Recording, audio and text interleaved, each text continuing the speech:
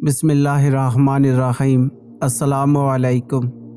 جنت میں مردوں کو حوریں ملیں گی تو عورتوں کو کیا ملے گا؟ عورتوں کو جنت میں ان کے وہ شوہر ملیں گے جن کے نکاح میں وہ تھیں، بشرط یہ کہ شوہر بھی جنتی ہو۔ اگر کسی عورت کا شوہر جنت میں نہ جا سکا تو وہ کسی اور جنتی مرد کے نکاح میں دے دی جائے گی۔ اسی طرح جو عورتیں کنواری فوت ہوئی وہ بھی جنت میں کسی مرد کی زوجیت میں چلی جائے گی۔ اس کے علاوہ جنت کی نعمتیں مثلاً محلات، لباس، غذائیں اور خوشبویات وغیرہ مرد و عورت میں مشترک ہے، البتہ دیدار الہی میں اختلاف ہے، اور صحیح یہ ہے کہ دونوں کو ہوگا۔ اگر کوئی عورت یکے بعد دیگرے ایک سے زیادہ مردوں کے نکاح میں آئی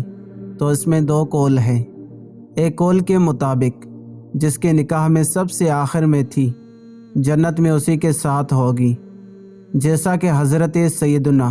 ابو درداء رضی اللہ تعالیٰ عنہ سے روایت ہے کہ رسول کریم صلی اللہ علیہ وآلہ وسلم کا فرمان عظیم ہے، عورت جنت میں اپنے اس شوہر کے نکاح میں دے دی جائے گی جو دنیا میں اس کا سب سے آخری شوہر تھا۔ دوسرا قول یہ ہے کہ جس کا اخلاق زیادہ اچھا ہوگا اسے ملے گی، جیسا کہ ام المومنین حضرت سیدتنا ام سلمہ رضی اللہ تعالیٰ عنہا نے عرض کی، یا رسول اللہ صلی اللہ علیہ وآلہ وسلم، بعض عورتیں دنیا میں 2، 3 یا 4 شوہروں سے یکے بعد دیگرے شادی کرتی ہیں، پھر مرنے کے بعد وہ جنت میں اکٹھے ہوں تو وہ عورت کس شوہر کے لیے ہوگی؟ ارشاد فرمایا، اسے اختیار دیا جائے گا، اور جس خاوند کا اخلاق دنیا میں سب سے اچھا ہوگا وہ اسے اختیار کرے گی۔ وہ کہے گی، اے میرے رب عز و جل، میرے اس خاوند کا اخلاق سب سے اچھا تھا، لہٰذا اس کے ساتھ میرا نکاح فرما دے۔ ان دونوں احادیث و اقوال میں کوئی ٹکراؤ نہیں، جیسا کہ حضرت سیدنا امام احمد بن حجر مکی شافعی رحمۃ اللہ تعالیٰ علیہ فرماتے ہیں، جس عورت نے یکے بعد دیگرے کئی نکاح کیے ہوں اور ہر شوہر نے اس کو طلاق دے دی ہو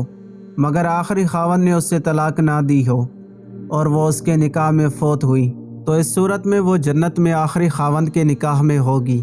جیسا کہ حضرت سیدنا ابو درداء رضی اللہ تعالیٰ عنہ کی حدیث میں ہے۔ دوسری صورت یہ ہے کہ اس نے متعدد نکاح کیے اور ہر شوہر نے اس کو طلاق دے دی ہو، اور جب وہ فوت ہوئی تو کسی کے نکاح میں نہ تھی، تو صرف اسی حالت میں اسے اختیار دیا جائے گا، اور جس خاوند کا اخلاق دنیا میں سب سے اچھا ہوگا وہ اسے اختیار کرے گی، جیسا کہ حضرت سیدتنا ام سلمہ رضی اللہ تعالیٰ عنہا کی حدیث میں مذکور ہے۔